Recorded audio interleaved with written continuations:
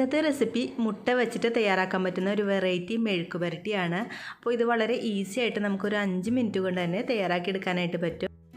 ആദ്യം തന്നെ നമുക്ക് ഈ മുട്ടയൊന്ന് ഓംലെറ്റ് ആക്കി തയ്യാറാക്കി എടുക്കണം. അതിനായിട്ടൊരു പാത്രത്തിലേക്ക് 2 മുട്ട പൊട്ടിച്ചൊഴിച്ചിട്ടുണ്ട്. അതിലേക്ക് ആവശ്യത്തിന് ഉപ്പ് ചേർത്ത് കൊടുക്കാം. പിന്നെ കുറച്ച് വെള്ളവും കൂടി ഒഴിച്ചിട്ട് നന്നായിട്ടൊന്ന് മിക്സ് ചെയ്തെടുക്കാം.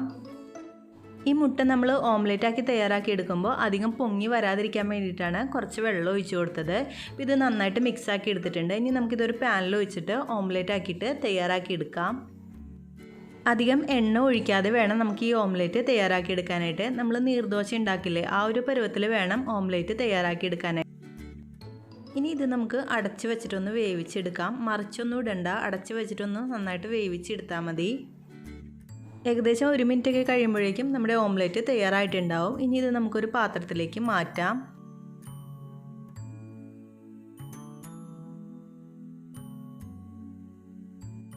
ഒരു പാത്രത്തിലേക്ക് മാറ്റിയിട്ട് നമുക്കിത് കുറച്ചൊന്ന് ചൂടാറാനായിട്ട് മാറ്റി വയ്ക്കാം. അതിനുശേഷം നമുക്കിതൊന്ന് ഇതുപോലെ ഒന്ന് റോൾ ചെയ്തെടുക്കണം.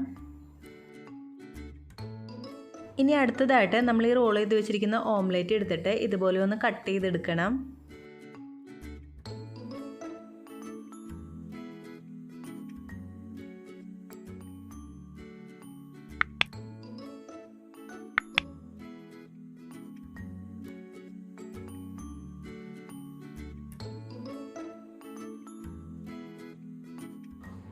ആ ഒരു ഓംലെറ്റ് ഫുള്ളായിട്ട് ഇതുപോലെ നീളത്തിൽ കട്ട് ചെയ്തെടുത്തിട്ടുണ്ട്. ഇനി നമുക്കിത് എങ്ങനെ മെഴുക്ക് പുരട്ടിയാക്കി തയ്യാറാക്കി എടുക്കണമെന്ന് നോക്കാം.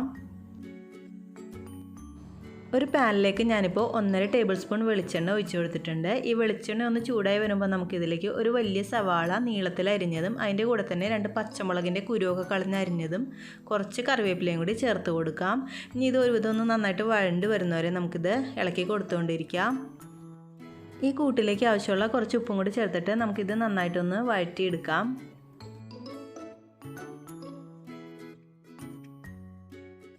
ഇപ്പോൾ സവാളയുടെയും പച്ചമുളകിൻ്റെയും കൂട്ടൊക്കെ അത്യാവശ്യം നന്നായിട്ട് വഴണ്ട് വന്നിട്ടുണ്ട്. ഇനി ഇതിലേക്ക് നമുക്ക് ഒരു 1/4 ടീസ്പൂൺ മഞ്ഞൾപ്പൊടി, 1 ടേബിൾ സ്പൂൺ ചതച്ച മുളകും കൂടി ചേർത്ത് കൊടുക്കാം. എന്നിട്ട് ഇത് മൂക്കുന്നത് വരെ ഒന്നും കൂടി നന്നായിട്ടൊന്ന് വഴറ്റി കൊടുക്കാം. നമ്മൾ ഇതിലേക്ക് ചേർത്ത മുളകും മഞ്ഞളൊക്കെ നന്നായിട്ട് മൂത്ത് വന്നിട്ടുണ്ട്. ഇനി ഇതിലേക്ക് നമ്മൾ അരിഞ്ഞു വെച്ചിരിക്കുന്ന ആ ഓംലെറ്റിൻ്റെ പീസസ് ചേർത്ത് കൊടുക്കാം. നന്നായിട്ടൊന്ന് മിക്സ് ചെയ്ത് കൊടുത്തിട്ട് നമുക്കിത് 2-3 മിനിറ്റും കൂടി ഒന്ന് വഴറ്റി കൊടുക്കാം. നമ്മൾ ഈ ചേർത്ത മുളകിൻ്റെ ആ ഒരു എരിവൊക്കെ ഓംലെറ്റിൻ്റെ പീസസിൽ പിടിക്കണം. മെഴുക്ക് പുരട്ടിയൊക്കെ നമ്മൾ സാധാരണ വീട്ടിലെപ്പോഴും ഉണ്ടാക്കുന്ന ഒരു ഐറ്റമാണ്. പക്ഷേ ഈ രീതിയിൽ ഓംലെറ്റ് ഉണ്ടാക്കിയിട്ട് നിങ്ങൾ മെഴുക്ക് പുരട്ടി ഇതുവരെ തയ്യാറാക്കി കഴിച്ച് കാണില്ല.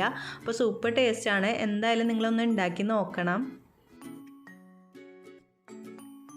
പിന്നെ നമുക്ക് ഈ മെഴുക്ക് പുരട്ടിയിൽ പല വെറൈറ്റീസ് ചെയ്യാനായിട്ട് പറ്റും കേട്ടോ. ഇതിലേക്ക് കുറച്ച് ക്യാരറ്റോ ക്യാബേജൊക്കെ ആഡ് ചെയ്തിട്ട് കുറച്ചും കൂടി ഒന്ന് വെറൈറ്റി വേണമെങ്കിൽ ആക്കാം.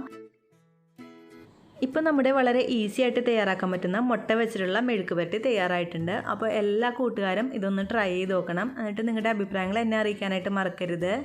താങ്ക്